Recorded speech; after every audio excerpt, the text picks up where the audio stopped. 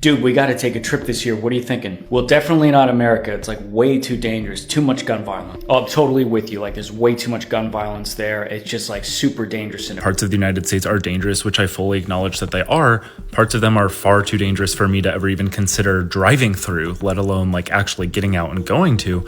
And everything is boarded up. Boards. And it's also fenced off. Even the parking lot's fenced off to prevent any street camping. Have you ever wondered whether, if you believed the opinions you see online, you would be brave enough to set foot in America this summer? Before the 2026 World Cup kicked off, international media painted a picture of America as a country filled with instability and division. Many people boarded their flights carrying that same skepticism. But once they arrived, reality turned out to be a completely different kind of shock. This wasn't just a trip to watch soccer. It was a journey that shattered preconceived notions. As the massive infrastructure operated smoothly, and as every Texas BBQ meal and every act of genuine hospitality from complete strangers broke down walls of doubt, visitors discovered a completely different America. An America not defined by a phone screen, but by real-life experiences marked by kindness and strength. Let's take a look at why this very event forced the world to reconsider a superpower they had misunderstood for so long. Over the past few weeks, the internet has seemingly been turned upside down by a brand new term that international visitors have been passing around: Big Americana. It may sound fancy, but in reality, it's simply their way of describing the overwhelming feeling of encountering, for the first time, a standard of living that we've considered perfectly normal for decades. Imagine you're a tourist from Europe, where a cup of coffee can be as small as a teacup. Then you walk into a McDonald's in Texas and receive a medium drink that's nearly as big as your head. Tell me you're in America without telling me we're in America. I've just been handed my drink. You'd probably wonder whether you came here to quench your thirst or to take part in some kind of survival challenge. But that's exactly the beauty of abundance that we've become so accustomed to. From the gigantic sandwiches at roadside diners to stepping into consumer cathedrals like Walmart or Costco, where the ceilings stretch endlessly upward and merchandise is stacked as high as mountains, these visitors' emotions seem to shift remarkably fast. Why? My God, it's literally the same size as her. What is going on, America? But why are we able to go this big in the first place? Don't just look at the overflowing plates, look at the agricultural foundation that has sustained this nation since the end of World War II. Thanks to decades of consistent federal subsidies for crops like corn, wheat, and soybeans, we've built a supply base with unbelievably low production costs.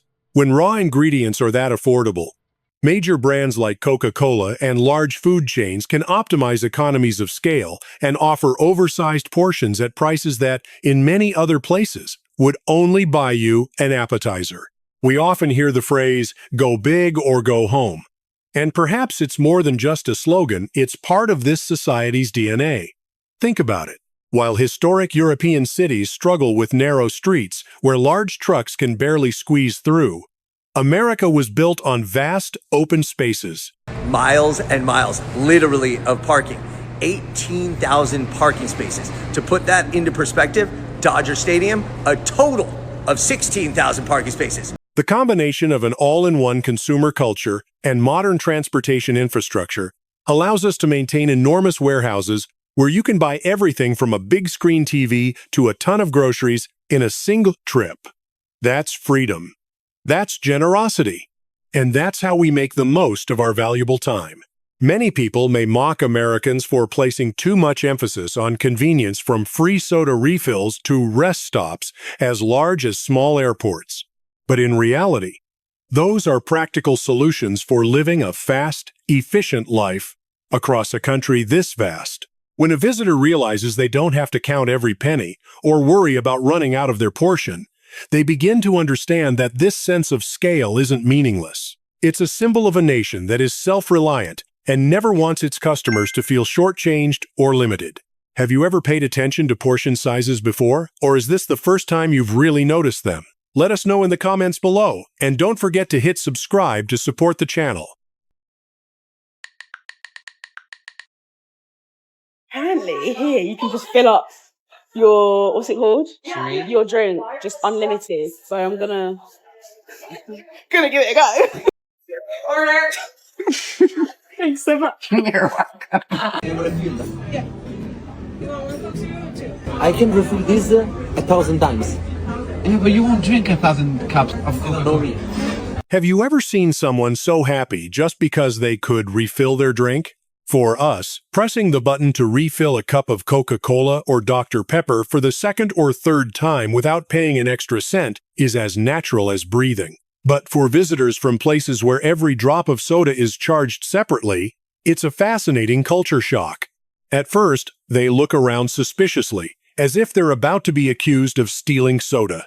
Then, once they realize they actually have that right, they begin to enjoy it like a privilege they've never experienced before. This generosity isn't accidental. It reflects a service philosophy that has been deeply rooted in the American hospitality industry. Customers should receive more than they expect. When a restaurant chain offers unlimited refills, it's not just selling soft drinks, it's selling you freedom and a sense of complete control. Of course, from the perspective of economic analysts, it's also a smart business move with high profit margins, thanks to the syrup-based beverage model. But look a little deeper, that's how we build trust, turning a fast food meal into a comfortable experience where you never feel like every little thing is being measured and counted. And if free refill sodas are one example, then take a look at the temples of convenience that we call travel stops. Have you ever stopped at a place like Buc-ee's or Maverick while driving across the interstate? If you're from Europe, you'd probably have to rub your eyes because you wouldn't believe what you're seeing. Guys, something from like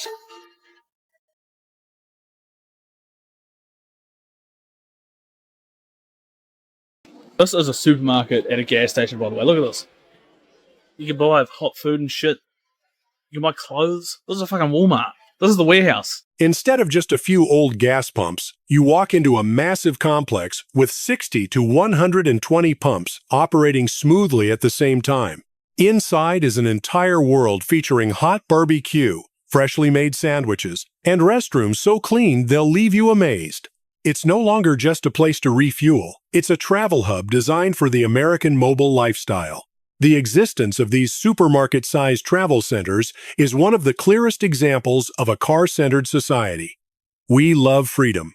We love getting in the car and driving hundreds of miles without having to worry about stopping too often.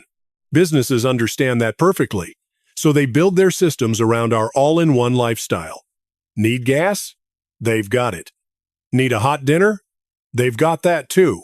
Need a unique souvenir to take home? They've got that as well.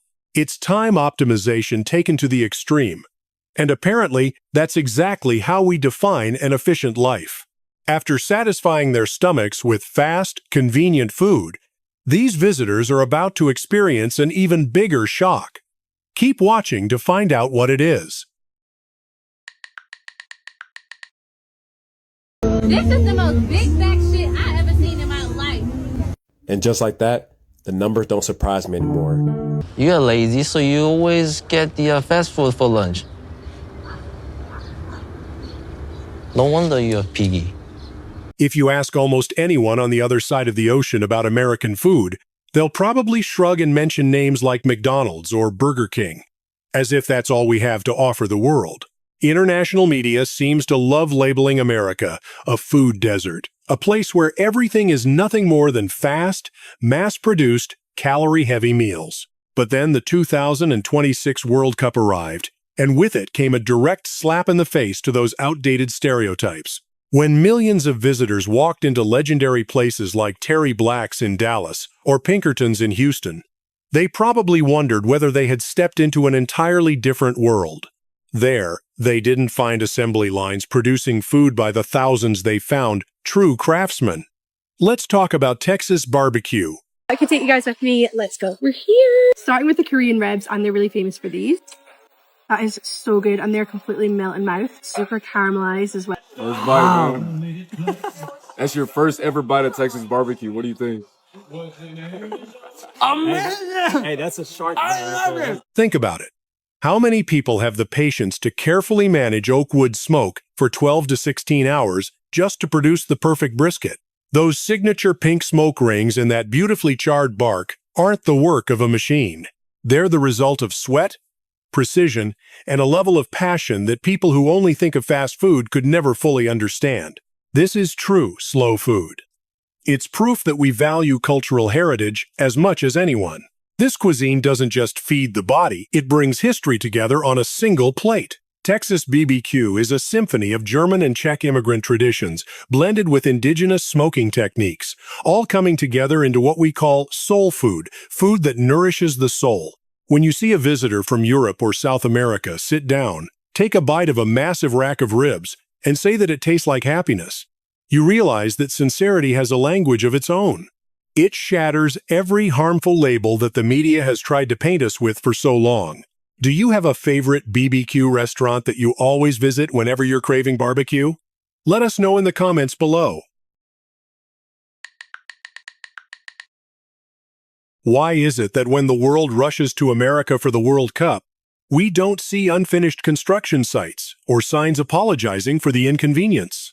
While previous World Cups in distant parts of the world often cost tens of billions of dollars just to showcase brand new stadiums built from scratch, we chose a different approach, using what we already had and relying on that existing grandeur to welcome millions of people. For you, seeing international visitors marvel at sports cathedrals like SoFi Stadium or AT&T Stadium probably isn't anything unusual. To them, they're wonders of the modern world. Even the players are in shocks. To you, they're simply places where we go to watch NFL football every weekend. With capacities ranging from 60,000 to 100,000 spectators, these venues didn't have to strain themselves to prepare for this event. They've been designed for years to handle the highest standards of technology, security, and comfort. Hosting a major tournament seems almost effortless for us, because this entire economy has long been optimized for things much bigger than this. If California were an independent country, with a GDP of more than $4 trillion, it would rank 5th in the world, ahead of the United Kingdom, France, and India. Texas, with a GDP of more than $2.5 trillion, would also be more than capable of competing with Europe's leading economic powers. When you compare the spending power and disposable income of American states with those of countries around the world, you'll understand why our infrastructure is so unbelievably massive. It's not a temporary display of extravagance, it's a direct reflection of our underlying economic strength. We don't have to struggle to prove anything because abundant infrastructure is the natural result of a federation that has always prioritized physical development. And what about transportation? If you've ever driven on the interstate highway system, which stretches for more than 47,000 miles, you'll know that it's the country's true lifeline. While visitors from European cities struggle through narrow historic streets where even a small delivery truck can become a nightmare, we have wide-open highways. With more than 5,000 public airports and thousands of domestic flights every day, the entire system was built to support a mobile lifestyle where time is the most valuable asset. It's fair to say that seeing visitors go from mockery to admiration isn't surprising. When they're confronted with multi-billion-dollar facilities and a seamless transportation network, they begin to realize that this grandeur isn't decorative. It's essential for preserving the American way of life and its freedom. We invested in hard infrastructure decades ago, not in preparation for the World Cup, but to serve our everyday lives. After hearing all of that, do you feel proud to be a citizen of this country? If you do, hit the subscribe button and let us know. What feels completely normal to us often seems extraordinary to international visitors experiencing America for the first time. Just take a look at stores like CVS or Walgreens. Back home, a pharmacy is just a place to buy medicine. A liquor store is where you buy alcohol. And surely no one would think of displaying hunting rifles right next to camping gear or fast food. But for us, that's a convenience ecosystem, a place where you can take care of half a dozen errands in a single trip. After all, Time is money, and Americans have never been the type to waste either. Packing everything into one location may seem a little crazy to outsiders, but it's the most practical way to optimize everyday life. And sometimes, those visitors find themselves getting lost in a language they thought they had already mastered. Have you ever heard British or Australian English speakers argue over the name of a vegetable? Or the way we call it aluminum while they insist it's aluminium? It seems that sharing the same language only makes the misunderstandings even more amusing. But instead of turning into a serious war of words, it usually ends with smiles and mutual understanding. Perhaps it's exactly this diversity of slang and expressions that gives the global English-speaking community its unique character. Then there's our habit of making small talk, something we consider as natural as breathing. You walk into a gas station, strike up a conversation with a stranger about the weather, or ask for advice on the hiking trail you're about to take, and you notice the visitors looking confused. In many traditional Western cultures, keeping your distance is considered basic courtesy. Here, however, we see openness as a sign of a positive attitude. It's not an invasion of privacy, it's how we connect with our community. Some people may call it noisy, but you and I both know it's simply the kindness of people living in a country that isn't confined by invisible walls between strangers. But what truly leaves many visitors speechless may be the contradictions surrounding personal freedom. When they encounter things like firearm ownership laws or the freedom reflected in our retail regulations, they often view them through the lens of concern, while for us, they're constitutionally protected civil liberties. It seems that international media loves to exaggerate these issues into signs of instability, as though a society built around individual choice is somehow frightening. They forget that practicality and a mindset centered on accessibility are exactly what keep this society functioning smoothly, rather than allowing it to be suffocated by rigid bureaucratic regulations. What do you think about this issue? Don't hesitate to let us know. Americans are cold. Americans are conservative. Americans are rude. And so on and so on. Yet during this year's World Cup, those stereotypes gradually began to fade. That's when visitors came face to face with what we call invisible hospitality. You see, at those gatherings, team jerseys and nationalities seemed to fade into the background in front of a plate of hot barbecue and a few casual conversations. How ironic that the media is always focused on large-scale controversies, while the DNA of American society is built on the simple values of the good neighbor spirit. We've always been this way, always willing to help one another in our communities without anyone having to ask. No matter how much the outside world tries to portray America as a place filled with conflict, volunteerism has always been an inseparable part of who we are. With the estimated value of 1 hour of volunteer work reaching $36.14 in 2025, a 3.9% increase over the previous year, the contributions made by Americans are not just numbers on paper, but the lifeblood flowing through the nation's economy. Every year, tens of millions of Americans continue to dedicate their time to volunteer work. In the corporate sector alone, company-approved volunteer hours reached a record 23.7 million hours in 2025, proving that this is far from the uncaring society people often claim it is. The sense of security visitors feel while walking through national parks or downtown areas is perhaps what surprises them the most. They arrived expecting some form of instability, only to be met with a level of kindness they may not have experienced elsewhere in a long time. When an American warmly greets a stranger or gives directions, they're unintentionally restoring people's faith in one another, a core value we've always cherished. Welcoming millions of fans from every corner of the globe to the 2026 World Cup so smoothly is proof that we prioritize human connection above everything else. The 2026 World Cup is about far more than thrilling matches on the field. For you, someone who has witnessed the ups and downs of history, this tournament may feel like a miniature society operating right here at home.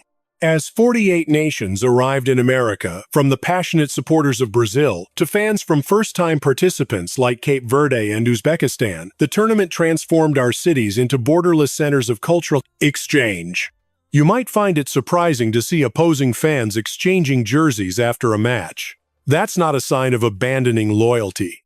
It's a gesture of sportsmanship that has become increasingly rare in a world so often divided. In fan zones from Dallas to New York, the political arguments of everyday life seem to disappear, replaced by shared applause for a beautiful goal. We all know that the media sometimes paints distorted pictures of the world. But this summer, direct, first-hand experiences changed those perceptions. An international fan visiting America, perhaps stopping by Costco for the first time to buy a few things, or trying some local food, gets the chance to personally discover how different the America they've heard about is from the America they actually experience. Breaking through these information bubbles is one of the World Cup's quiet yet powerful achievements. In this moment, the world's game became a common language, allowing us to see one another not as geopolitical entities, but as individuals united by the same passion. As the host nation, America has provided a neutral stage where professionalism and modern infrastructure serve not only the matches themselves, but also create a safe environment where the world can come together. You can see that stability in the way we organize everything from traveling between states to the hospitality of local people. It demonstrates that the strength of a great power isn't measured solely by its economy or military, but also by its ability to bring the world together in peace. Now, looking back on the entire journey, perhaps it's time to ask yourself, will you continue believing the calculated, attention-grabbing headlines on social media, or will you place your trust in real-life experiences and the human values we've built together? What do you think about the way America has welcomed the world this summer? Is this the true face of our country that we want the world to remember? Leave your thoughts in the comments below. And if you don't want to miss more thoughtful and straightforward perspectives like this, don't forget to hit the subscribe button and turn on notifications so you can join me on the journeys ahead. See you next time.